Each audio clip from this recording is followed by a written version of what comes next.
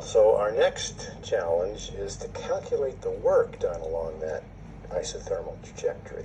Now we know we can write the work term as minus P times the change in volume, as long as I keep the pressure constant. So that holds at constant pressure.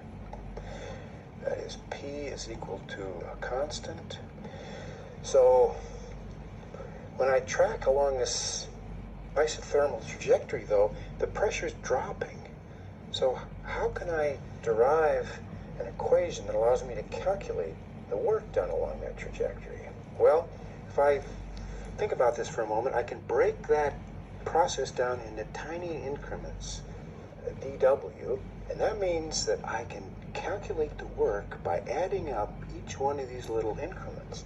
So I'm going to sum this from J equals 1 to some number N, and I'm going to put in the pressure at each point, that's the pressure J, and the change in volume for each one of those segments. And then I remember that I have to put a minus sign in here because work is being done by the system on the surroundings. Well, that's an interesting equation because it suggests that I could rewrite this to express work as the limit of delta V going to 0 of exactly that same quantity, minus the sum from J equals 1 to N of the pressure at each point times the change in volume for each one of those segments. Well, that looks a great deal like calculus.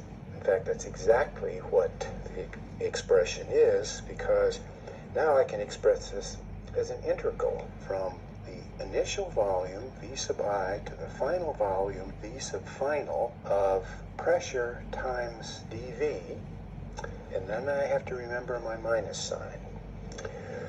Well, that's not exactly clear yet how I would integrate that, but then I remember something very fundamental, and that is I'm dealing with a perfect gas inside this cylinder, so PV equals nRT. So if I substitute that in for the pressure, then I have that the work is equal to minus the integral from the initial volume to the final volume. Putting in the expression for P, that gives me nRT dV divided by V. But then I remember that this is an isothermal process. That means I can pull nRT out of the integral, and that gives me minus nRT times the integral from initial to final volume of dV over V. Well, as we have said many times, the integral of dx over x is the most valuable integral in all of science because it's equal to the logarithm of the ratio of the final to the initial condition. And that allows me to write the work as minus nRT, natural log of the final volume divided by the initial volume.